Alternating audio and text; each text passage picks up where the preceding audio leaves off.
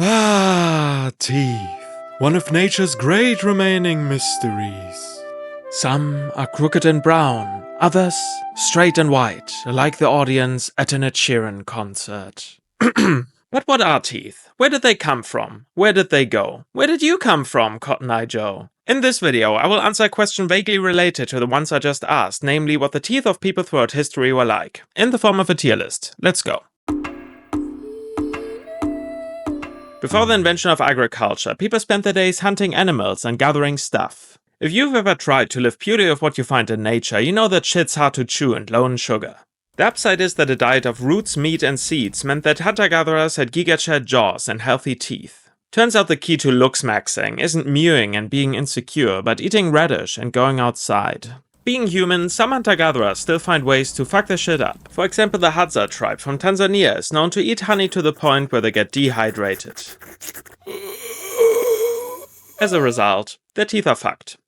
The lesson is, don't judge someone's teeth before you know if they binge eat honey. Most hunter-gatherers didn't do that, so their teeth were fine, but if there was an issue, they couldn't just go to the dentist. But they could do the next best thing, which is taking a sharp rock, scraping the rotten part out of their tooth, and putting asphalt in there. That might sound primitive, and it literally is, but also, if you think about it, it's not that different from what a dentist would do today. Done thinking about it? Great. I'll put hunter-gatherers in B tier. People ate bread, they ate vegetables, their teeth, they were fine. Things got a bit easier to chew though, so giga-chad jaws became rare. Just look at Nero, no jawline to be found. People also started worrying about looking hot and sexy and wanted white teeth. A great and affordable way to do this was to swish piss around your mouth. This actually works because urine contains ammonium, but I don't recommend trying it at home. Dentures were around too, and apparently common enough for the Roman satirist Martial to make fun of constantly. He ridiculed a one-eyed prostitute, an innocent old lady minding her own business, and a girl called Maximinia for their shitty teeth. The only person he wasn't mean to was the Emperor Domitian, who he had a deep-running crush on. Essentially, he was the Roman equivalent of those meme accounts that post edgy jokes to get retweets from Elon Musk. Cavities were usually explained by toothworms, which is wrong of course, but who cares, because no one knew what to do about it anyways. Recommended treatments for cavities included burnt mice ashes, burnt worm ashes, and, you guessed it, bird poop. The Roman motto was, no tooth-related problem can't be solved by pee-pee or poo-poo. If that didn't work, you had to pray to the gods, or if you were Christian, to Saint Apollonia, the patron saint of dentistry. If you thought that Saint Apollonia got that job by healing people's teeth, you're wrong. She knew fuck all about teeth. No, she was just chilling on a sunny day in Alexandria in 250 AD when she got swept up in an anti-Christian mob. They smashed all of her teeth in and then gave her the choice between renouncing her faith and burning her alive. In a horrible lapse of judgment, she chose the flames. Her gruesome fate not only made her a saint, it also made her the tooth fairy in some areas of Italy. Hello? Someone there? Hello?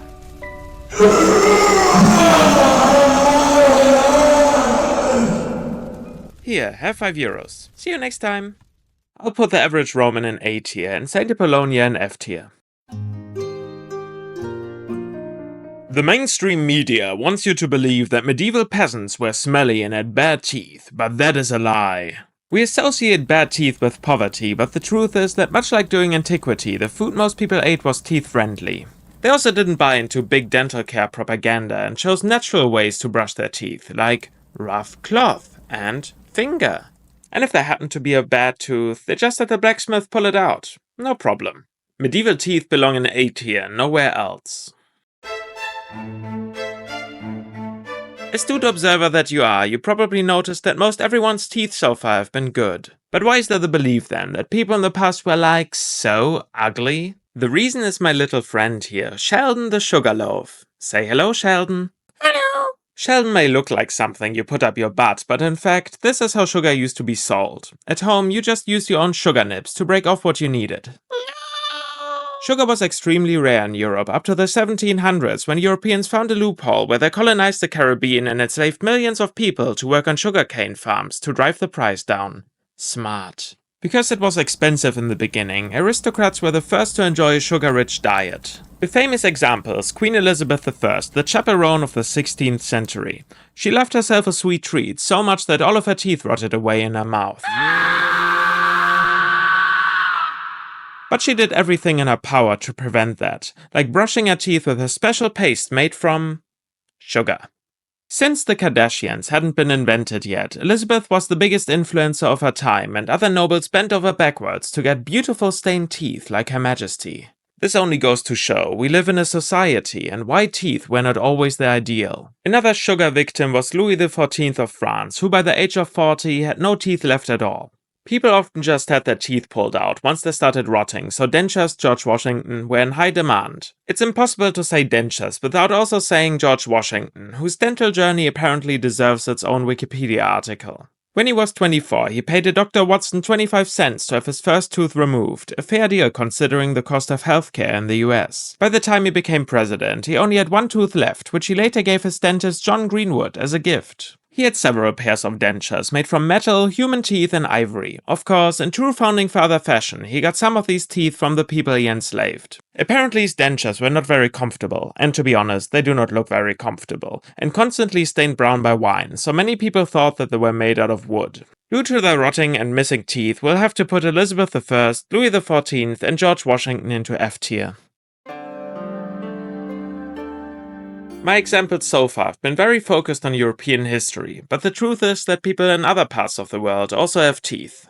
It was difficult to find information on this, but I would guess that the teeth of people around the world were good as long as sugar was not widely available. But I'm just some guy using Wikipedia, so don't trust me. But there are some societal differences. In Japan until 1900, the beauty standard for married women in geisha was to have black teeth. This was achieved by dyeing them with a mixture of iron and vinegar.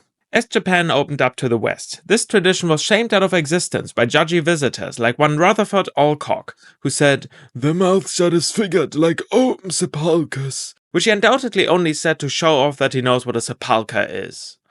Sepulchre? I hardly even know her. Thank you.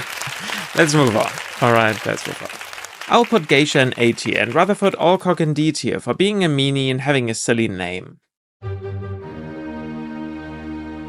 Sugar became affordable to more and more people in Europe, and as a result, the teeth rotted away in their mouths. Meanwhile, the toothbrush became a common household item, but the toothpaste and habits of the times stood no chance against the rise in sugar consumption. The go-to treatment for rotting teeth remained simply pulling them out. Having lost fewer than 4 teeth by the age of 21 was considered lucky. People knew that sugar was the problem. An English doctor writing around 1900 noted that people in other parts of the world have better teeth, of course not without being needlessly racist about it. But people just kept going crazy over chocolate and sugar plums and replaced the missing teeth with dentures. The best dentures were made from human teeth. But where do you get healthy human teeth? Ideally from young people who no longer need them.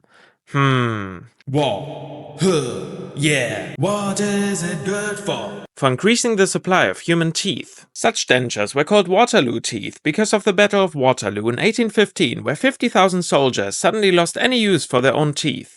Never heard Rutherford Alcock complain about that though. He doesn't care where teeth come from as long as they don't look like a sepulchre. Another article from a Victorian magazine also mentions an early form of the Kylie Jenner lip challenge. People never change. In conclusion, I want you to think about all the soldiers that had to die for the Waterloo smiles of the Bridgerton cast next time you ironically watch the show. I'll put 19th century teeth in D tier. If you are lucky, you own at least one set of contemporary teeth, and if you have access to healthcare and modern dental products, your modern teeth are probably pretty healthy. In the last 100 years, dental treatments finally caught up with all the sugar we're eating, through advancements like fluoride toothpaste and shaming everyone who doesn't have perfect teeth. For that reason, I'll put you in S tier. That's the end. I hope you are left with a warm, fuzzy feeling in your stomach. Like and subscribe for more videos, and I will see you next time.